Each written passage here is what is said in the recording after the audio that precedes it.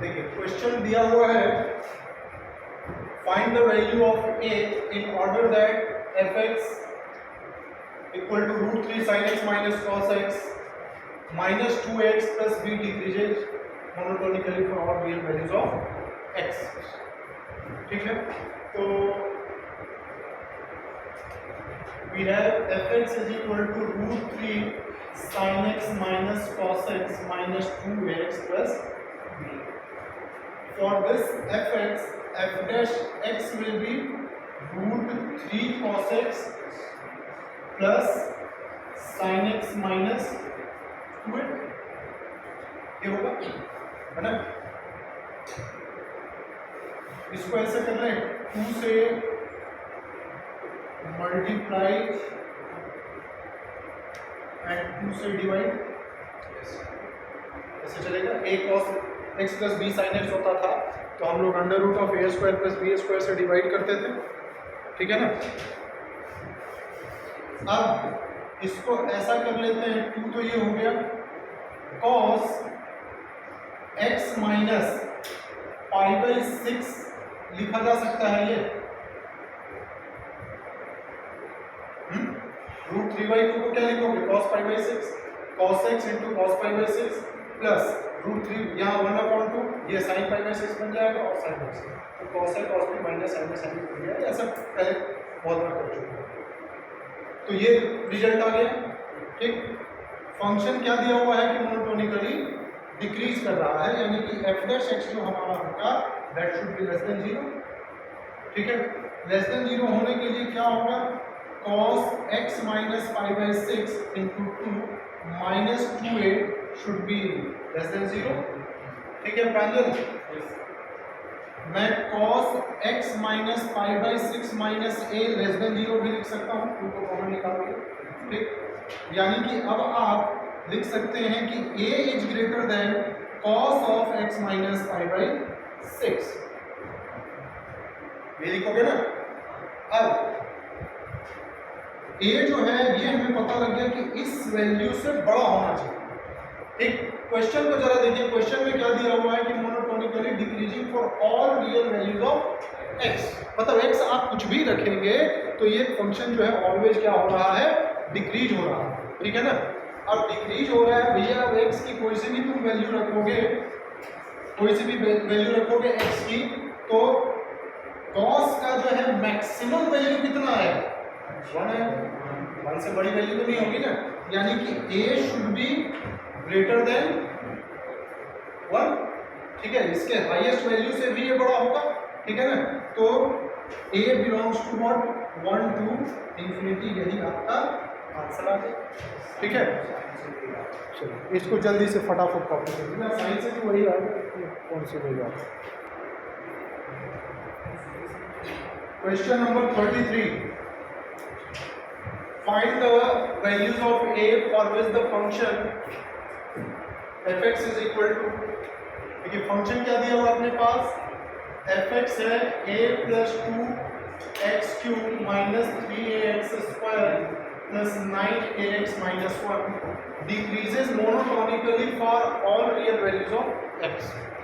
x की कोई भी रियल वैल्यू रखेंगे आप तो ये क्या हो रहा है, डिक्रीज हो रहा है, यानी कि f' जो है वो क्या होना चाहिए, लेस देन 0 होना चाहिए। ठीक, तो चलिए सबसे पहले तो f' निकाल लेते हैं, तो 3 into a plus 2x² minus 6ax plus 9 दिया है। ठीक है, अब 3 तो कॉमन आ जाएगा, a प्लस 2x² माइनस नहीं 2ax प्लस 3a। अर्पिता यहाँ तक समझ में आ गया, 3 आपने कॉमन निकाल लिया है। ठीक है जय, अब हमारे सामने अब ये एक क्वाड्रेटिक पॉलिनोमियल आ गया है, और क्वाड्रेटिक इक्वेशन पढ़ाते टाइम मैंने आप लोगों को बताया था, ग्राफ अलग अलग केसेस सब बताए थे, और एक बार बताया था कि बाकी सारी चीज़ें उस पर भूल जाना। ठीक है, तो काम चल जाएगा। एक चीज़ बस याद रखिएगा कि कोई भी आपके सामने अगर y = ax² + bx + c कोई क्वाड्रेटिक पॉलिनोमियल दिया हुआ है। तो बस आप इसके वर्टेक्स का कोऑर्डिनेट याद रखिएगा, -b/2a और -d/4a। अगर वर्टेक्स का कोऑर्डिनेट मालूम है तो फिर हम इसका ग्राफ वगैरह मैक्सिमम मिनिमम और सब सारी चीज़ें हम चेक कर सकते हैं कि कहाँ रियल रूट होगा, कितने इमेजिनरी है कि नहीं है, वो सारा पता लगेगा। ठीक, अब हमारे सामने ये f' जो है, जरा ध्यान दीजिएगा, यानी कि 3 तो पूरे में ही मल्टीप्लाई था, तो ऐसे अगर लिख दूँ मैं a + 2x² - 2ax + 3a, ये लेस देन 0 होना चाहिए। भाई 3 को मैंने 0.3 0 लिख दिया, ठीक है, ठीक है ना, नहीं कोई प्रॉब्लम तो नहीं। ये वाला पार्ट क्या होना चाहिए, लेस देन 0। ठीक भाई, लेस देन 0 का मतलब क्या हो गया कि ग्राफ जो है ऑलवेज एक्स एक्सिस के नीचे होना चाहिए। ठीक है, लेस देन इक्वल टू भी, क्योंकि डिक्रीजिंग के लिए लेस देन इक्वल टू भी होता है। ठीक है, तो ऑलरेडी अंडरस्टूड है कि भाई इक्वल टू का चाहिए, यानी ग्राफ ऐसे टच भी कर सकता है। ठीक है, यहाँ तक तो कोई इशू नहीं है, बोलो बोलो। हाँ, मोनोटोनिकली, मोनोटोनिक फंक्शन का डेफिनेशन मैंने क्या बताया था, या तो डिक्रीज करें, ठीक है, या स्ट्रिक्टली डिक्रीज करें, इंक्रीज करें, या स्ट्रिक्टली इंक्रीज करें, उसको हम मोनोटोनिक फंक्शन कहते हैं। ठीक है, तो हमारा जो ये f' है, इसका ग्राफ इस तरीके से होना चाहिए। f' इस तरीके का मतलब हमारा जो क्वाड्रेटिक पॉलिनोमियल है वो x एक्सिस के नीचे आना चाहिए। ठीक है ना, x एक्सिस के नीचे आने के लिए ये जो हमारा y कोऑर्डिनेट है, जो वर्टेक्स है, दैट शुड बी क्या, या तो 0 हो या लेस देन 0। सही है ना। एंड दूसरी सबसे बड़ी चीज, जो x² का कोफिशिएंट है वो भी तो नेगेटिव होना चाहिए। भाई ग्राफ हमारे पास ऐसा होता था और ऐसा होता था, ये कब होता था जब x² का कोफिशिएंट पॉजिटिव होता था, ये ग्राफ डाउनवर्ड होता था तब जब x² का कोफिशिएंट जो है वो लेस देन 0 होता था। ठीक है ना, तो सबसे पहली बात तो है कि हमारे पास a + 2 जो है वो लेस देन 0 होना चाहिए। इस बात से एग्री करते हो कि नहीं? हाँ, प्रांजल नहीं करते हो, तो इसका मतलब a जो है -2 से छोटा होना चाहिए। ठीक, अब हमारा जो ये वर्टेक्स बना, इसका y कोऑर्डिनेट बताओ, ये क्या होना चाहिए, 0 या 0 से छोटा। अब जरा सोचिए, यहाँ पे माइनस, नीचे तो तुम्हें पता लग गया कि भाई ये माइनस है, नीचे पता लग गया ना, a मतलब यहाँ पे a + 2, तो इसका कोफिशिएंट तो नेगेटिव आना है, तो ये माइनस होना चाहिए। ठीक, इसका मतलब ये माइनस और माइनस प्लस हो गया, तो डिस्क्रिमिनेंट जो है वो माइनस होगा कि नहीं होगा? डिस्क्रिमिनेंट जो है ये हमारा वर्टेक्स क्या आया, -b/4a आया ना। मैंने बताया था क्वाड्रेटिक पॉलिनोमियल में कि आपको सिर्फ और सिर्फ वर्टेक्स का कोऑर्डिनेट याद रखना है, इसी से ग्राफ के शेप का पता लग जाएगा। ठीक, फंक्शन यहाँ पे ध्यान दीजिएगा, f' जो है ये क्वेश्चन का रिक्वायरमेंट है, कह रहा है कि डिक्रीजिंग फंक्शन है, यानी f' पक्का लेस देन इक्वल टू 0 होगा। ठीक, यानी कि फंक्शन का जो f' का जो ग्राफ है या जो क्वाड्रेटिक पॉलिनोमियल आया उसका ग्राफ है वो x एक्सिस के नीचे बनेगा। ठीक है, x एक्सिस के नीचे बनेगा, यानी कि x² का कोफिशिएंट जो है वो नेगेटिव होना चाहिए। तो सबसे पहली बात तो इस कंडीशन को फुलफिल करना चाहिए। ठीक, अब आपको मैंने बताया था कि कभी भी रटने की जरूरत नहीं है कि d > 0 किसके लिए करें, लेस देन 0 किसके लिए करें। ठीक है ना, आपको सिर्फ वर्टेक्स याद रखना है, यहीं से आप इसके कोऑर्डिनेट को जज कीजिए कि क्या होना चाहिए। मैं फिर से बता रहा हूँ, -b/4a है। ठीक है, माइनस तो ये है ही, ये वाला माइनस, नीचे बताओ a कौन सा होता था, ये x² का कोफिशिएंट होता था। भाई x² का कोफिशिएंट यहाँ कैसा है, नेगेटिव है, तो नीचे भी नेगेटिव हो गया ना यार। तो अभी ये पूरा क्या बन गया है, पॉजिटिव बन रहा है कि नहीं? तो y कोऑर्डिनेट को नेगेटिव आने के लिए अभी बचा है d, तो भाई इसी को तो नेगेटिव होना पड़ेगा, है? ये कोई ना नेगेटिव होना पड़ेगा, तभी तो वाई कोऑर्डिनेट नेगेटिव आएगा। नेगेटिव होगा तभी, जैसे वर्टेक्स मिल जाता है, वर्टेक्स मिलने के बाद पॉजिटिव है तो ऊपर की तरफ ड्रॉ कर देते हैं, नेगेटिव है तो नीचे कर देते हैं। ठीक, तो अब यहां से हमें ये कंक्लूजन मिला कि d should be what less than equal to 0। ठीक है, तो d less than equal to 0 का मतलब d कहां गया, निकाल लो। तो बी स्क्वायर माइनस 4ac, तो 4a स्क्वायर माइनस 4 इंटू ए प्लस 2 इंटू 3a, ये लेस देन इक्वल टू 0 होगा ना। ठीक है, तो 4a स्क्वायर में से चलिए 4 कॉमन निकाल लेते हैं, तो a square minus 3a square minus 6a होगा कि नहीं होगा, या गलत है? 4 कॉमन निकालिए, a square 3a square minus का 6a, तो 4 ये माइनस 2a स्क्वायर माइनस 6 से लेस देन इक्वल टू क्या 0। ठीक है, तो माइनस 2 फिर से कॉमन निकालो, minus a square plus 3a less than equal to 0 होगा। अच्छा लग रहा है? तो फिर से देखिए minus a into a plus 3 less than equal to 0।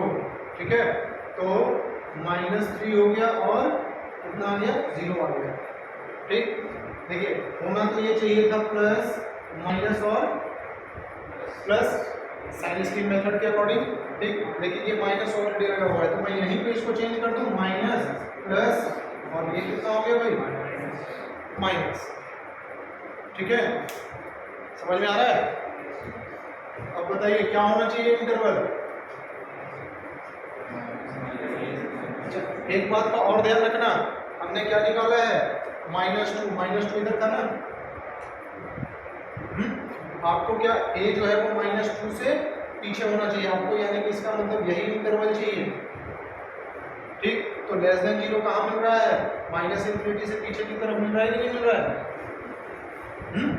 हमें a का ऐसा वैल्यू चाहिए जो इस कंडीशन को भी तो साथ साथ सेटिस्फाई करेगा, यानी कि इसका और ये जो आपका सॉल्यूशन है दोनों का क्या होना चाहिए, इंटरसेक्शन होना चाहिए, यानी कि a should be less than what, -3 less than equal to, तो a belongs to what, -3 minus infinity to -3, ये आपका आंसर है।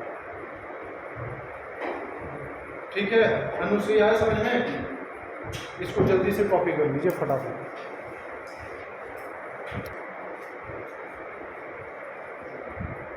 Now question number 34,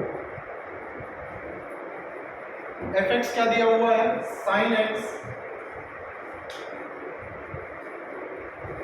plus log of sec x plus tan x minus, और x हमारे पास -π/2 से +π/2 तक। ठीक, तो हम क्या करेंगे, f(x) निकाल लेते हैं। ठीक, सबसे पहला स्टेप तो वही ये कितना हो जाएगा, cos x। इसका देखो 1/sec x plus tan x, फिर sec x का कितना हो जाएगा, sec x into tan x plus sec x minus कितना हो गया। जरा आप इसको ध्यान से देखिए, sec x कॉमन निकालेंगे तो sec x plus tan x तो कैंसिल हो जाएगा। ठीक, इसको cos x plus 1/cos x minus 2, तो ये cos square x minus 2 cos x,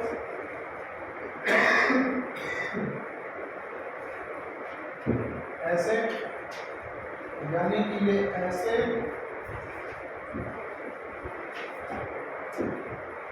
लिखा जा सकता है।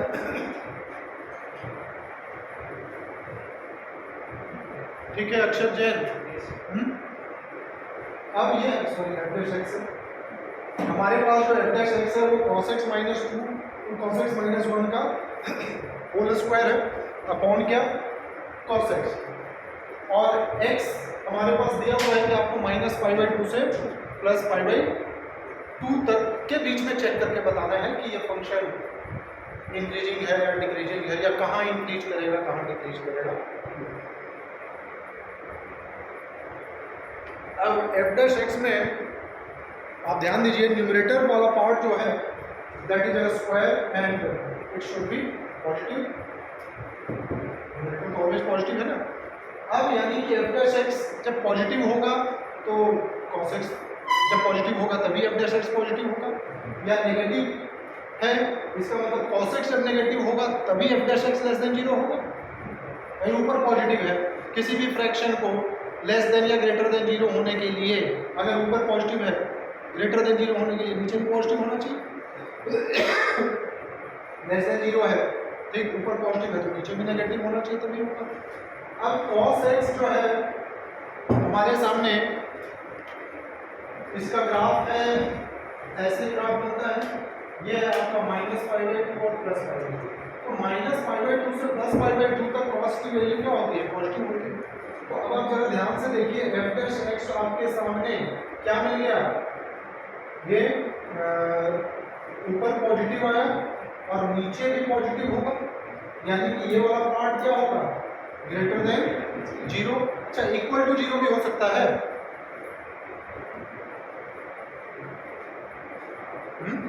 cos x जब 0 रखोगे तो इक्वल टू 0 भी हो सकता है, लेकिन एक बार जब चेक कर लीजिएगा x, देखो साइन के साथ तो कोई प्रॉब्लम नहीं है, इसके साथ भी कोई प्रॉब्लम नहीं है, यहाँ चेक कर लो, ठीक है ना, वहाँ ग्रेटर देन 0 वाला पार्ट होना चाहिए। तो tan x कितना होता है? tan 0 0 बन जाएगा, sec 0 1 log 1, ये sec 0 log 1 बना ना, 0 हो सकता है, कोई प्रॉब्लम नहीं है। यानी कि f डैश x आपको क्या मिला? ग्रेटर देन इक्वल टू 0 मिला। इसका मतलब क्या होगा? ये इंक्रीजिंग, ठीक है। देखिए आपने जो यही वाली बुक है उसमें बहुत सारे ऐसे क्वेश्चंस हैं जिसमें साइन प्रॉपरली नहीं लिखा गया है, उसको कंसीडर नहीं किया गया। जैसे इस वाले क्वेश्चन में भी इन्होंने लिख दिया स्ट्रिक्टली डिक्रीजिंग, लेकिन स्ट्रिक्टली डिक्रीजिंग नहीं होना चाहिए, क्योंकि x इक्वल टू 0 पे ये f dash x equal to 0 आ रहा है, तो इसका मतलब फंक्शन इंक्रीजिंग कहा जाए। समझ में आ गया? ठीक है, तो इसको फटाफट नोट कर लीजिए।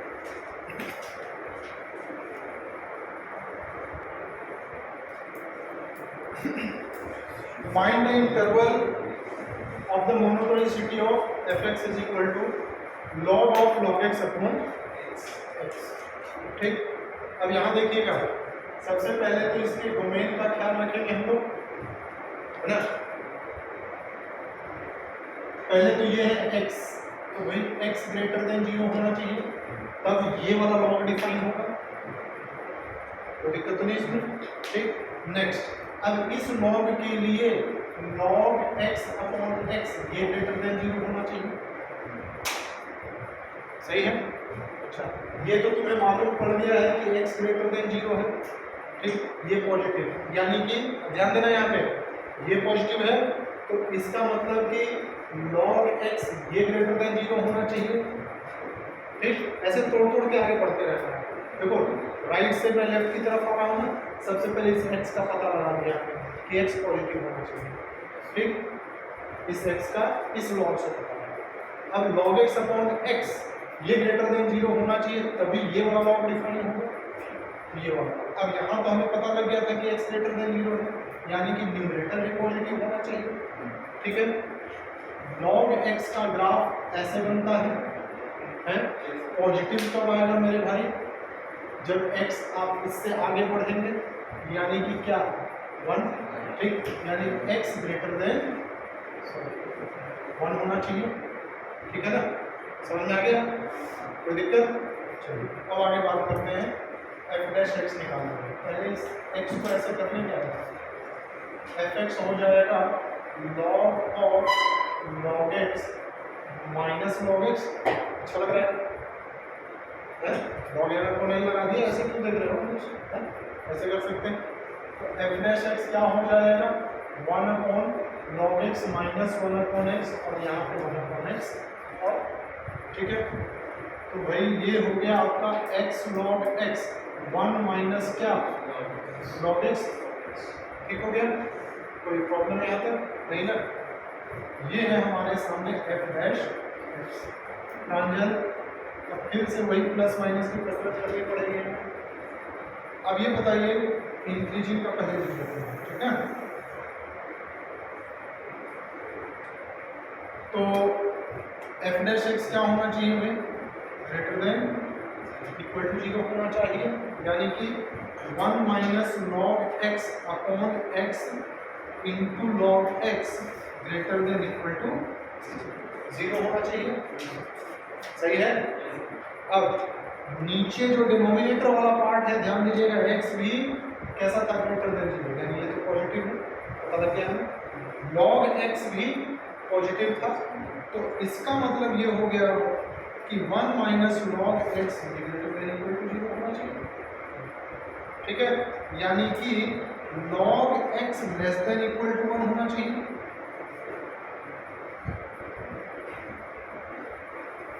सही है।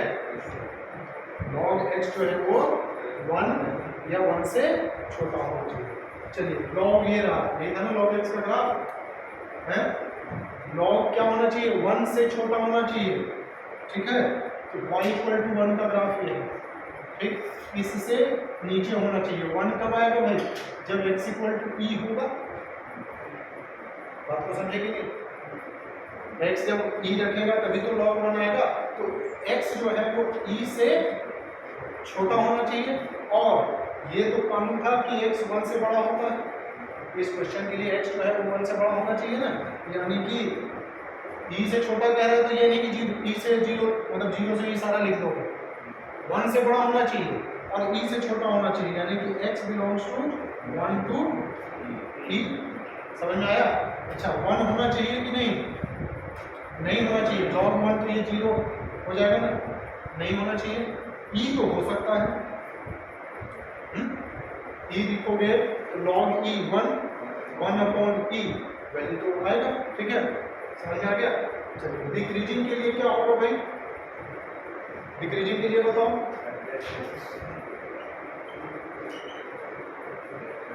सब कुछ ऐसे चलेगा, लेस देन इक्वल टू 0 लिखूंगा, ठीक। यानी कि 1 minus log x less than 0 के लिए, भाई ये पॉजिटिव है तो ऊपर वाला ही तो नेगेटिव होगा यार, ठीक है ना। यानी कि ये कितना हो गया, लेस देन इक्वल टू 0, यानी कि log x should be greater than equal to 1, यानी कि इस बार ऊपर चलेगा सब कुछ, ठीक है ना। 1 से बड़ा होना चाहिए, ठीक है। 1 से बड़ा कब आएगा, जब x greater than equal to e होगा, यानी कि x belongs to what, e to infinity, e पे क्लोजर इंटरवल लगा देंगे, ये हमारा आंसर है, ठीक है। इसको जल्दी से फटाफट कॉपी कर लीजिए, फिर नेक्स्ट टॉपिक पढ़ते हैं।